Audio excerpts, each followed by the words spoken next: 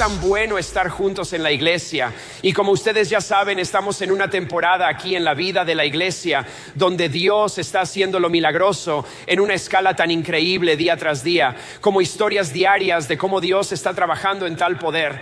De hecho, este último fin de semana de Pascua, no sé si alguna vez has sido parte de un fin de semana de Pascua donde Dios sanó a tantas personas a través de los servicios. Ha sido asombroso escuchar las historias de eso, pero fue único, fue espectacular, tan apropiado para la temporada en la vida de la iglesia en la que estamos. De hecho, en este momento de la vida de la iglesia, no sé si lo reconoces o no, pero la gente está viniendo a los campus, a diferentes campus, porque están oyendo hablar de la presencia de Dios, del poder de Dios, de lo que Dios está haciendo entre nosotros.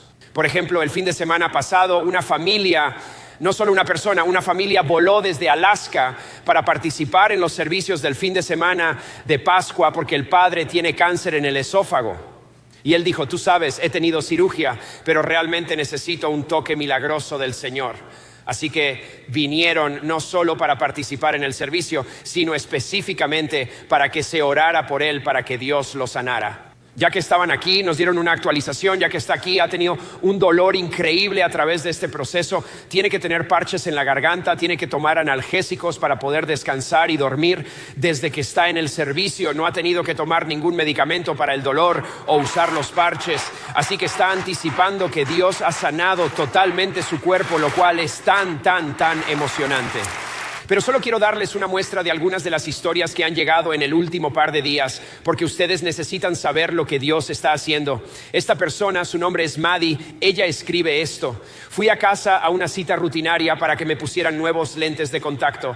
Mi médico me dijo que mis nervios ópticos parecían inflamados y que creía que era muy posible que tuviera un tumor cerebral. Me recomendó un especialista. Al día siguiente fui a la consulta y me confirmaron lo mismo. Tenía un tumor cerebral. Unos días más tarde obtuve una tercera opinión que también coincidió en que había un tumor. Volví de la escuela de las vacaciones de primavera, sabiendo que no era una coincidencia que estábamos dando inicio a los 10 días de oración y ayuno. Hubo oración con muchas personas de las que pude formar parte. Oré y ayuné toda la semana. El viernes volví a casa y me hicieron una resonancia magnética. Durante todo el proceso he tenido esta paz tranquilizadora e inexplicable de Dios. Continué orando y ayunando durante el fin de semana. Cuando recibí los resultados de la resonancia magnética el lunes por la noche, los leí. No había señales de tumor. Dios me ha sanado. Vamos, eso es tan emocionante. Es asombroso. Entonces Garrett escribe esto. Recibí un mensaje de texto de uno de mis empleados en el trabajo. Dijo que llegaría unos minutos tarde esta mañana. Llegó a tiempo para nuestra reunión de personal y explicó que desde que le dieron un nuevo medicamento ha empezado a tener acidez estomacal severa y no puede tragar la comida porque se le atasca en la garganta. Le dije, bueno, has llegado a tiempo para orar, así que esto es en el trabajo, es como, hey, vamos a tener una reunión de oración muy rápido, él necesita sanidad, vamos a orar, así que eso es lo que hicieron, oramos por él para ser sanado en el nombre de Jesús en nuestra reunión. Un par de semanas después, él me llevó aparte, me dijo, me gustaría hacer una pausa por un momento y decirte algo. Desde que oraste por mí hace un par de semanas, no he tenido acidez estomacal y la comida no se me atasca en la garganta. Toda la gloria sea para Dios, Él es nuestro sanador, Dios es sanador. Entonces Caleb dice, durante los últimos 5 años he tenido una lesión dolorosa en mi cadera. El último par de años se ha vuelto realmente debilitante para mí. Ya no puedo correr, no puedo ponerme los calcetines, no puedo cortarme las uñas de los pies, no puedo, ya sabes, tengo muchos problemas para entrar en el lado del pasajero de cualquier vehículo sin dolor y tengo poco rango de movimiento. Hace poco fui al médico para hacerme una radiografía. Mostró deterioro en la articulación de mi cadera y un crecimiento en el extremo de la articulación que impide el rango completo de movimiento. Ha sido muy desalentador y pensaba operarme pronto. Esta noche mi esposa y yo fuimos a la reunión de oración, pero entré por la puerta triste y deprimido, sintiéndome apagado. Sabía que necesitaba algún tipo de milagro. Cuando el pastor John pidió a las personas que necesitaban sanación que se acercaran al pasillo, yo me acerqué para que oraran por mí. Creía que Dios sanaría mi cadera. Mientras oraban por mí, sentí calor en toda la pierna. Volví a mi asiento notando que no tenía dolor. Pude girar ambas caderas de una manera que de otro modo me causaría dolor. Cuando salí por las puertas de la iglesia, corrí por primera vez en más de un año. Dios está vivo y hace milagros. Vamos, celebremos la bondad de Dios esta mañana. Aplaudamos al Rey de Reyes y al Señor de Señores. Hagamos algo de ruido. Padre, alabamos tu nombre. Te celebramos. Eres el Dios que obra maravillas. Estás haciendo cosas asombrosas y poderosas en medio de nosotros. Te alabamos. Nosotros te traemos hoy nuestra mejor alabanza. Dios es la palabra. Iglesia, santo, alabemos tu nombre. Exaltamos tu nombre. Esto es tan emocionante. Dios se está moviendo, Dios está sanando, Dios está trabajando. Pueden tomar asiento. Y qué introducción tan apropiada para volver a nuestra serie Poder Hoy, porque estamos viendo a Dios desplegar su poder hoy, en tiempo presente en la vida de la iglesia en todos los campus. Para aquellos que miran en línea, se está moviendo en la vida de las personas que miran en línea y es tan emocionante. Y hoy vamos a pasar a Hechos capítulo 7. Pero debido a que hemos estado fuera del libro de los Hechos por un par de semanas, solo quiero recordarles lo que está sucediendo. Que hay un hombre llamado Esteban que conocimos en Hechos capítulo 6. Y aprendimos algunas cosas sobre Esteban. Que Lucas, el escritor de Hechos, dice que está lleno del Espíritu Santo, que está lleno de fe, que está lleno de sabiduría, que camina con una gracia sobrenatural en su vida. Y por eso está enseñando sobre Jesús, está hablando de Jesús. Y señales y maravillas lo acompañan. Está el poder de Dios fluyendo a través de él. El problema es que esto molesta a algunas personas, a saber, el establecimiento religioso del judaísmo del primer siglo, que no están contentos con la proclamación de Jesús, no están contentos con los signos y maravillas que acompañan las palabras de Esteban. Y así se enfrentan a él. Pero en Hechos capítulo 6 y el versículo 10 nos enteramos de algunas cosas acerca de Esteban. A saber que cuando se enfrentan a él, habla de una manera que no podían resistir la sabiduría y el espíritu con el que hablaba. Hay tal sabiduría que acompaña su vida y el Espíritu Santo y la presencia de Dios en su vida que no pueden refutarlo. Pero en el versículo 14 eso no les impide levantar cargos contra él. Le hemos oído decir que este Jesús de Nazaret destruirá este lugar y cambiará las tradiciones que nos dejó Moisés. Y así, entre eso y el versículo 11, lo que vas a encontrar es que han presentado 4 cargos contra Esteban, que ha blasfemado contra Dios, contra Moisés, contra la ley mosaica y ha blasfemado también contra el templo. Para un judío del primer siglo, si has hecho esas 4 cosas, has cubierto tus bases, como que no puedes blasfemar más que eso. Esto significa que debido a que estos cargos han sido puestos a sus pies y no están aceptando su refutación, él está realmente en juicio con la amenaza de la pena capital pendiendo sobre su cabeza. Simplemente por hablar de Jesús, y esto nos lleva hasta el capítulo 7 y el versículo 1. Cuando vimos el capítulo 6, hablamos de estar llenos de poder. Y lo que quiero que reconozcas a medida que avanzamos en el capítulo 7 es que cuando una persona está llena de poder, sus palabras estarán llenas de poder. Vamos a ver las palabras de una persona llena de poder. Pero lo que da inicio a todo el pasaje es que el sumo sacerdote mira a Esteban y dice: ¿qué tienes que decir en tu defensa? Mira esto en el versículo 1. Entonces el sumo sacerdote le preguntó a Esteban: ¿son ciertas estas acusaciones? Ahora la respuesta es que no son ciertas. La respuesta es no. Él no dijo nada de eso. Él no ha blasfemado la ley, no ha blasfemado contra Moisés, no ha blasfemado contra Dios, no ha blasfemado contra el templo. Así que Esteban en este momento sería apropiado para él montar una defensa personal y la refutación de sí mismo, sobre todo porque existe la amenaza de la pena capital que pende sobre su cabeza. Pero en lugar de eso, hace algo totalmente diferente. En lugar de defenderse, Stephen pasa a la ofensiva. Y vamos a ver su respuesta a los cargos y a esta pregunta, porque Stephen no está interesado en defenderse. Él está interesado en señalar a la gente a Jesús. Y lo primero que vemos en su respuesta o de su respuesta es que Esteban en este momento vio la oportunidad para la audacia.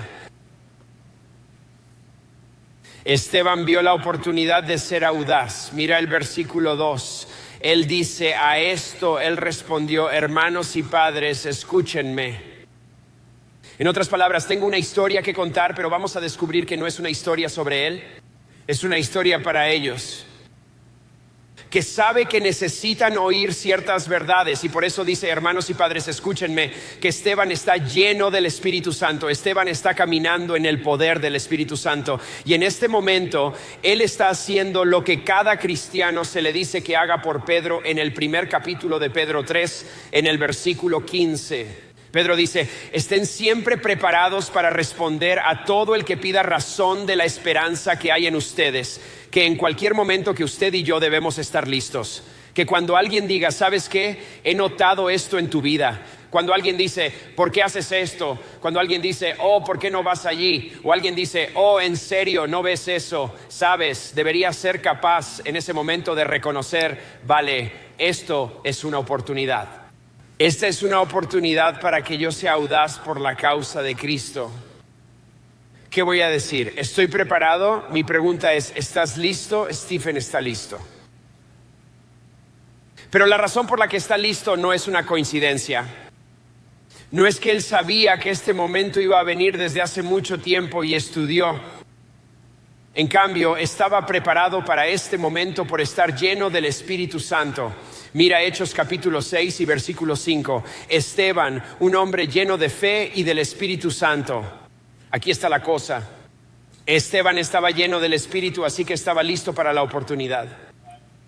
Vas a tener gente esta semana, sé que van a ser personas que Dios pone en tu camino, que no quieren tener nada que ver con Dios, que tal vez como la gente a la que Esteban se dirige están enojados, tal vez son antagónicos, tal vez son despectivos acerca de ti o de tu fe, y en ese momento podemos ser propensos, especialmente cuando la gente está enojada, cuando la gente es antagonista, podemos pensar, bueno, esto no es la oportunidad correcta.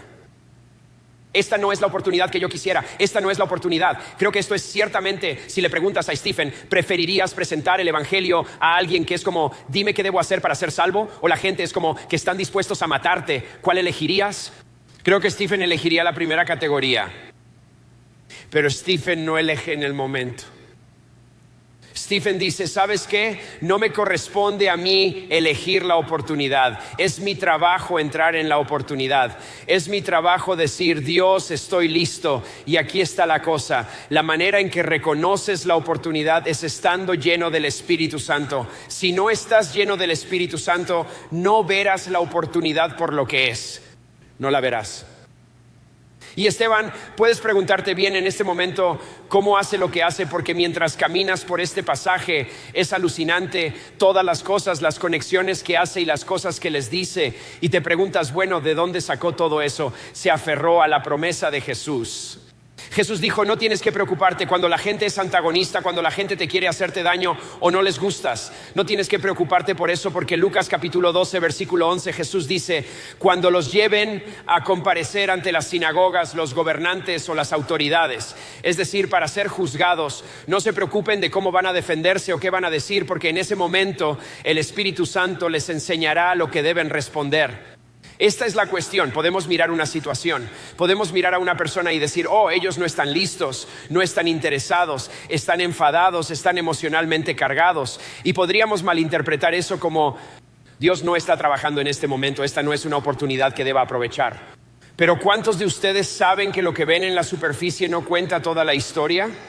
Que lo que se ve en la superficie no es el final de la historia. El hecho es que ellos pueden estar enojados y antagonistas porque el Espíritu Santo ya ha estado trabajando en ellos, y tú estás apareciendo en el momento justo con un mensaje de esperanza acerca de un Dios que los ama, los ve, se preocupa por ellos y está listo para trabajar en sus vidas.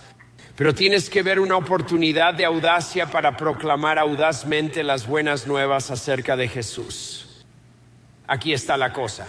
Esteban no solo ve la oportunidad, sino que parte de la oportunidad o se sumerge en la oportunidad señalando lo que se habían perdido. Vio lo que se habían perdido. Ahora, cuando digo lo que se habían perdido, ¿qué quiero decir con eso? La realidad es esta: Él está caminando lleno del Espíritu Santo, y cuando tú o yo estamos caminando llenos del Espíritu Santo, vamos a ver las cosas diferente. Vas a ver cosas que otras personas no ven. Vas a ver situaciones y vas a tener una revelación de esas situaciones, porque el Espíritu Santo va a hablar a tu corazón. Esta es una de las grandes ventajas de caminar con el Espíritu Santo y caminar lleno del Espíritu Santo. Tú haces la vida diferente, y cosas que de otra manera te perderías, no te las pierdes. ¿Por qué? Porque el Espíritu Santo toca tu corazón. El Espíritu Santo te habla. El Espíritu Santo te da sabiduría para la situación. Eso es lo que Esteban entiende aquí. Él ve lo que ellos no han visto porque está lleno del Espíritu Santo, pero aborda la situación, aborda las acusaciones de una manera que podría parecer muy extraña. ¿Qué quiero decir con eso? Cuenta una historia. Cuenta una historia a este grupo de personas sobre la historia de Israel. Esto es lo más extraño. Esto sería como si entraras en una habitación llena de historiadores doctorados. Asumo que no tienes un doctorado en ninguna rama de la historia, pero si lo tienes, estarías bien cualificado para esto. Esto es para todos los demás. Así que si entras en una habitación llena de historiadores con nivel de doctorado y dices: hey chicos, quiero contaros un poco sobre historia. Esperen un segundo, abróchense los cinturones de seguridad, aquí viene. Sería así. Él está hablando con los intelectos de la época, está hablando a los guardianes de la narrativa histórica religiosa de Israel a través de los siglos. Se está dirigiendo a ellos y les dice: les voy a contar una historia, y les va a dar un sobrevuelo de 30,000 pies de la historia de Israel. Suena raro, pero reconoce que en todo su estudio, en toda la información que han acumulado, han pasado por alto algo crítico para entender lo que Dios quiere hacer en sus vidas. Se han perdido algo, que en todo su aprendizaje hay algo que han olvidado o que no han visto, que han pasado por alto. Y hay dos temas que Stephen va a enfocarse en los versículos que vamos a ver a continuación. Él va a decir que se perdieron el punto de la promesa de Dios. Se perdieron el punto de la promesa. También va a decir que se perdieron el patrón del pueblo de Dios a lo largo de la historia. Y la forma en que va a ilustrar ambas cosas que se perdieron es que va a hablar de tres personajes del Antiguo Testamento. Hablará de Abraham. Algunos de ustedes conocen a Abraham de la escuela dominical. El padre Abraham tuvo muchos hijos. Muchos hijos tuvo el padre Abraham. Oh, podríamos hacerlo. Yo soy uno de ellos y tú también. Así que alabemos al Señor. Brazo derecho, izquierdo. Algunos de ustedes están haciendo los movimientos. Los quiero mucho. Me encanta eso. No sé qué tiene que ver brazo derecho, brazo izquierdo con el padre Abraham. Creo que era solo el maestro de la escuela dominical tratando de sacar toda la energía de los niños. Como vamos a levantar los brazos, ya sabes, padre Abraham. Ahora ya saben quién es Abraham. Es el padre de la fe judía. Empezará con Abraham porque es muy importante para ellos. También hablará de José, la túnica de muchos colores. Este es el hombre que baja a Egipto y el faraón lo pone a cargo y almacena recursos que realmente salvan al pueblo en medio de una hambruna dramática. Así que ese es José. Luego habla de Moisés, antes conocido como Charlton Heston, más recientemente Christian Bale. Separó el Mar Rojo, liberó al pueblo de Dios de Egipto. Así que estos son los tres. Ya sabes, si te gusta más Charlton Heston que Christian Bale, es cosa tuya. Ya sabes, podemos resolver eso más tarde. El punto es, lo conocían como el libertador. Lo conocían como el tipo a través del cual Dios había trabajado poderosamente para guiar a su pueblo hacia la tierra prometida. Estas son tres figuras poderosas y Esteban toma sus ejemplos de ellas para hablar de lo que se perdieron. Primero dice, no entendieron la promesa de Dios, y se dirige directamente a Abraham. Mira el versículo 2. Él contestó: hermanos y padres, escúchenme. El Dios de la gloria se apareció a nuestro padre Abraham cuando éste aún vivía en Mesopotamia. La razón por la que llama a Mesopotamia es para resaltar el hecho de que Dios está hablando con Abraham antes de que esté en Tierra Santa. De hecho, Mesopotamia es una gran distancia.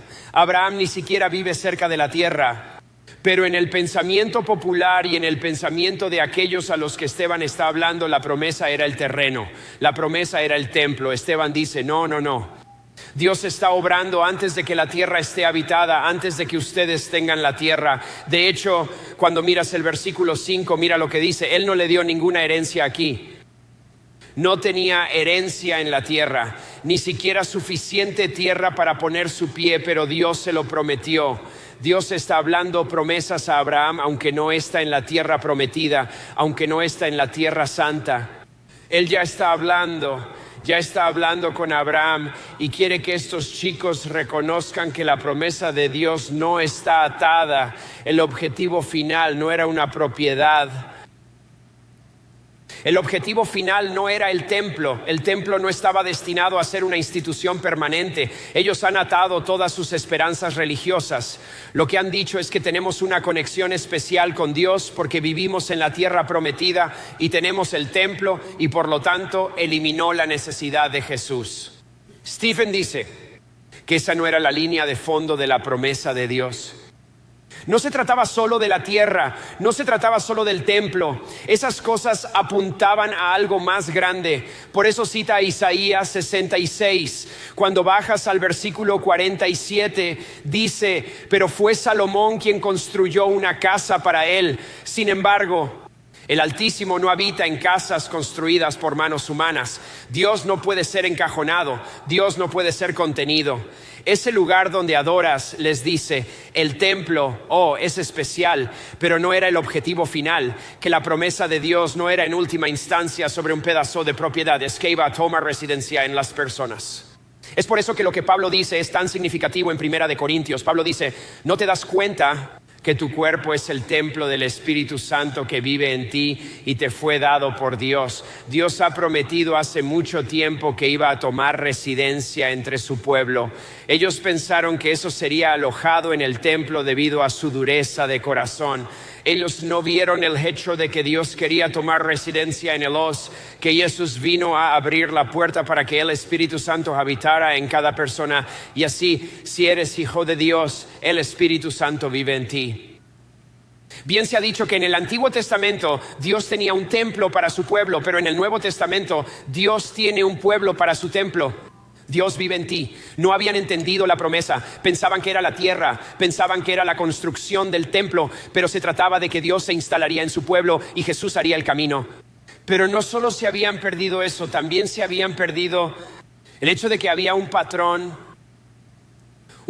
muy negativo que se había establecido en la vida del Israel del Antiguo Testamento. Así que cuando rechazaron a Jesús, por un lado es chocante, pero por otro no es una sorpresa. ¿Por qué? Porque habían rechazado sistemáticamente a los libertadores que Dios había enviado. Cuando lees el Antiguo Testamento ves esto, pero Esteban dice: ¿sabes qué? Te daré algunos ejemplos. Hablemos de José, la túnica de muchos colores. Hablemos de él. Por envidia, los patriarcas, los hermanos de José, que se convertirían en los líderes de las 12 tribus de Israel, estaban celosos de José. Lo vendieron a José como esclavo, quien fue llevado a Egipto, pero Dios estaba con él y lo rescató de sus desgracias. Le dio sabiduría para ganarse el favor del faraón, rey de Egipto, quien lo nombró gobernador del país y del palacio real. Hubo entonces hambre que azotó a todo Egipto y a Canaán y causó mucho sufrimiento. Nuestros antepasados no encontraban alimentos. Al enterarse Jacob de que había comida en Egipto, mandó allá a nuestros antepasados en su primera visita. En la segunda visita, José se dio a conocer a sus hermanos y así el faraón llegó a conocer a la familia de José. En otras palabras, lo rechazaron desde el principio y no lo reconocieron hasta el final. Su respuesta inicial fue de rechazo al libertador que Dios estaba levantando. Lo mismo ocurrió con Moisés. Mira lo que dice Esteban sobre Moisés. Dice que cuando Moisés cumplió 40 años, Moisés tuvo el deseo de visitar a sus hermanos israelitas. Y Esteban dice que la respuesta no es buena. Al ver que un egipcio maltrataba a uno de ellos, acudió en su defensa y lo vengó matando al egipcio.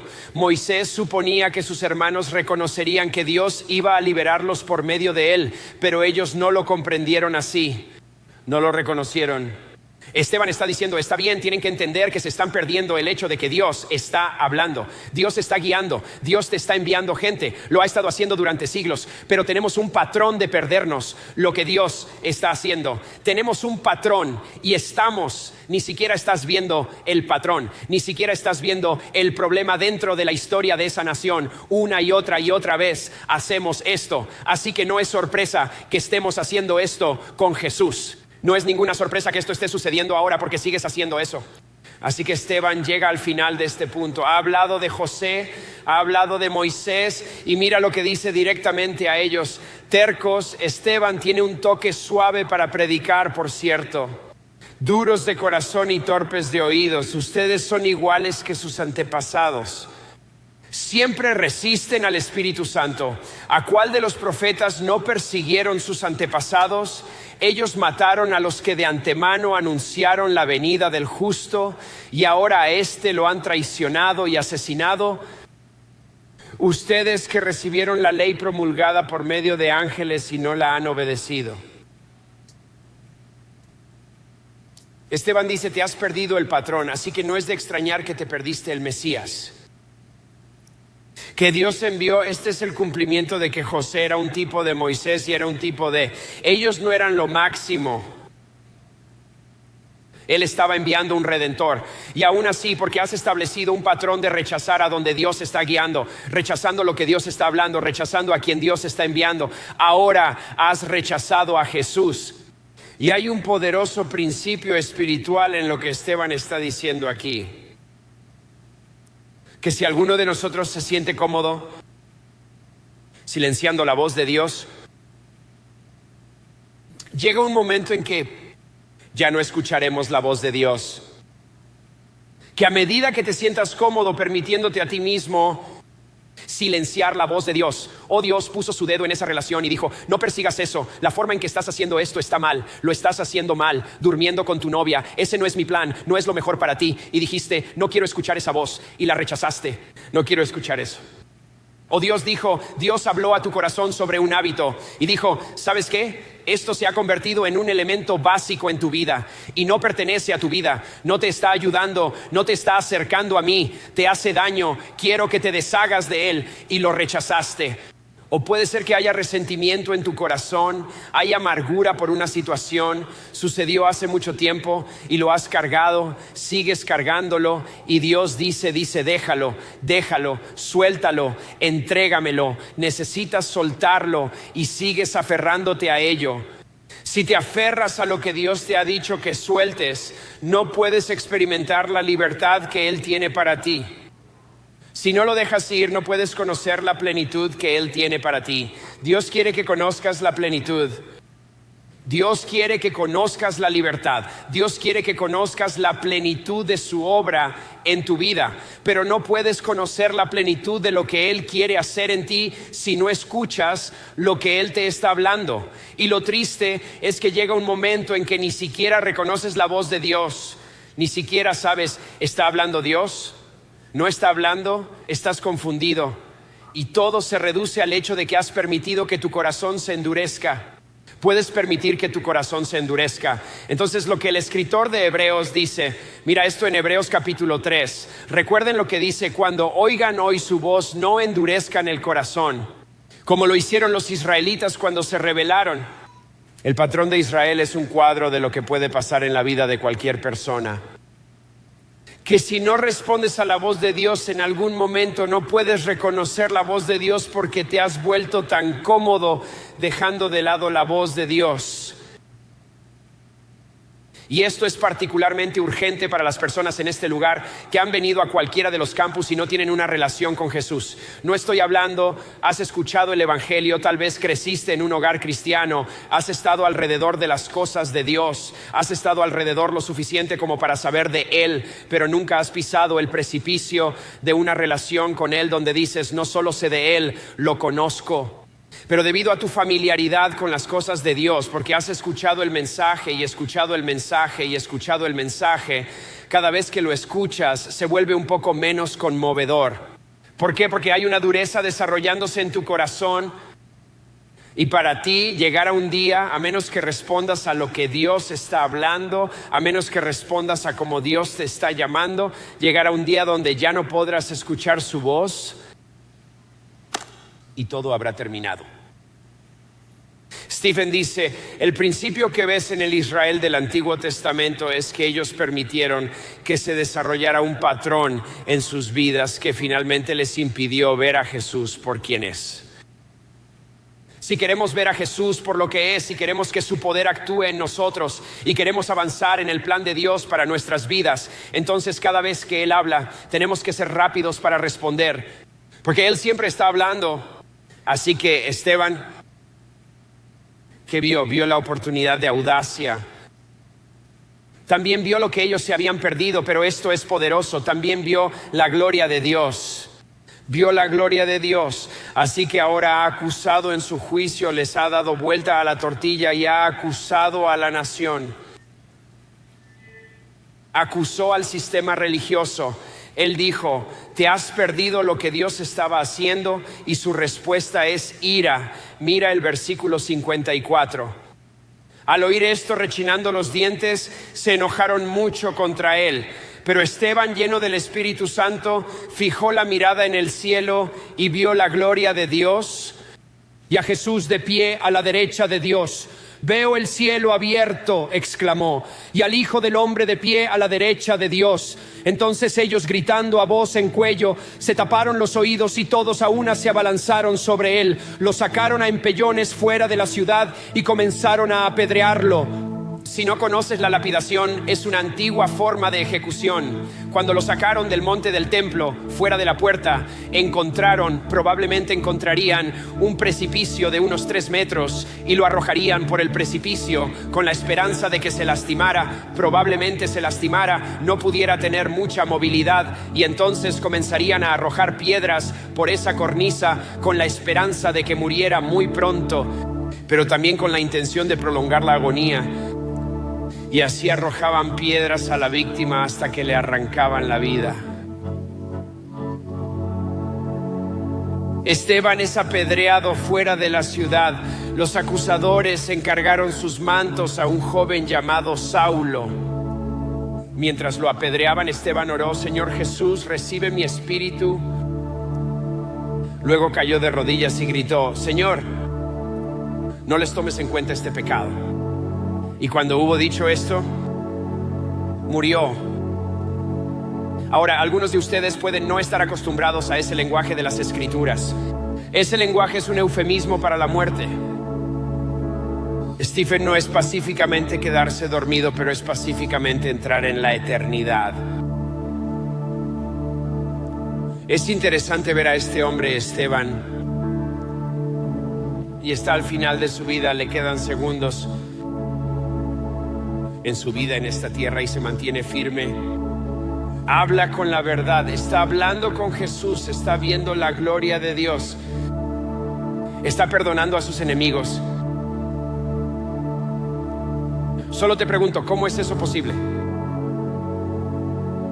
Porque si vas a morir así, tienes que vivir así. Esta es quizás la situación más intensa que cualquier persona podría enfrentar. Y si Él puede hacer eso en esta situación, en las situaciones representadas a través de los campus hoy, a través de los que están viendo en línea y los que están aquí, si Él puede hacer eso allí mismo, entonces no hay situación que usted podría enfrentar.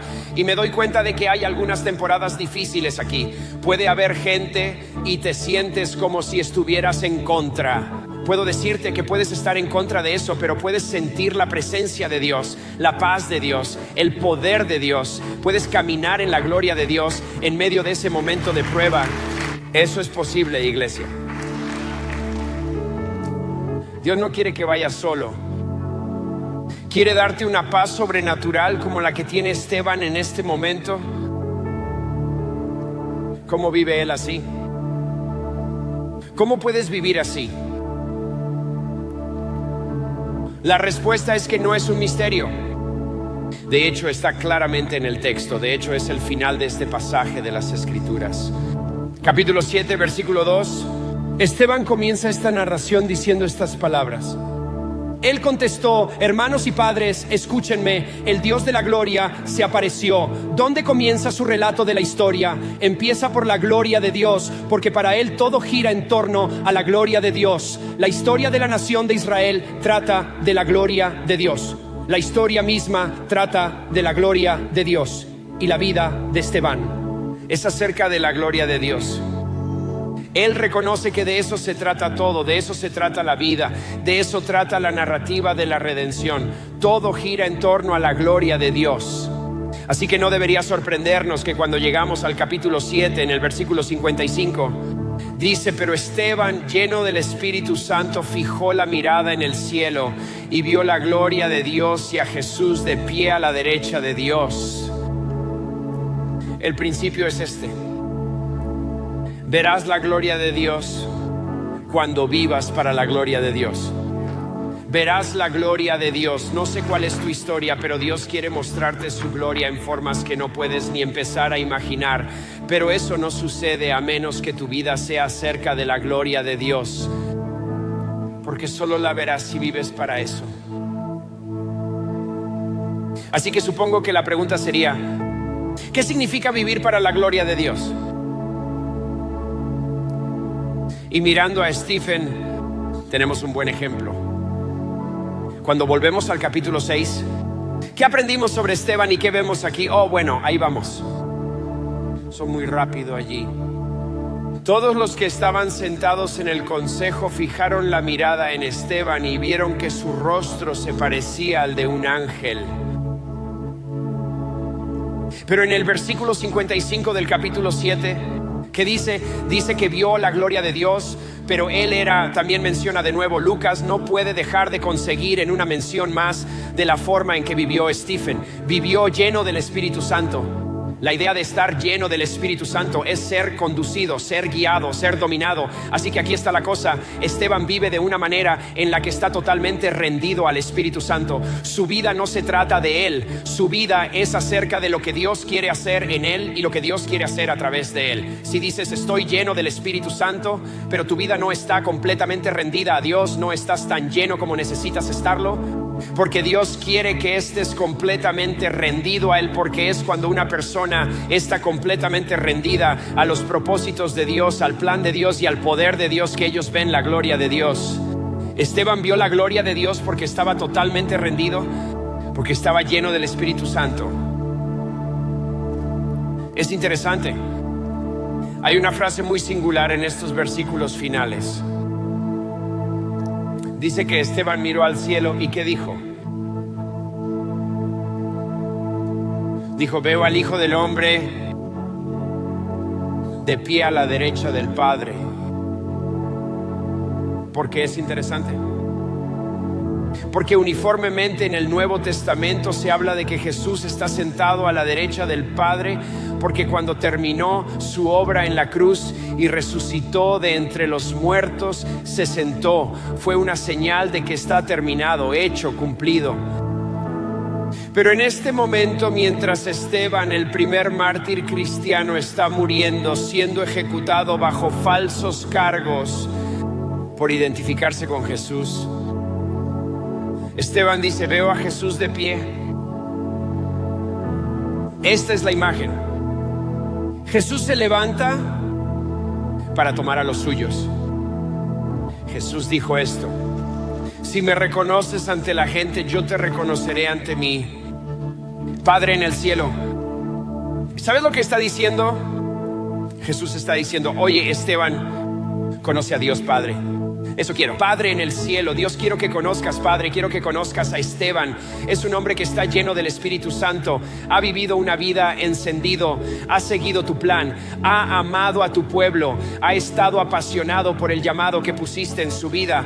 Ahora démosle la bienvenida a la gloria con una ovación de pie. Bien hecho, siervo, siervo fiel. Has hecho tu parte. Dios te honra. Dios lo ama y le da la bienvenida a la eternidad. Es una imagen poderosa. Es la imagen de alguien que vive su vida para la gloria de Dios. Oremos juntos.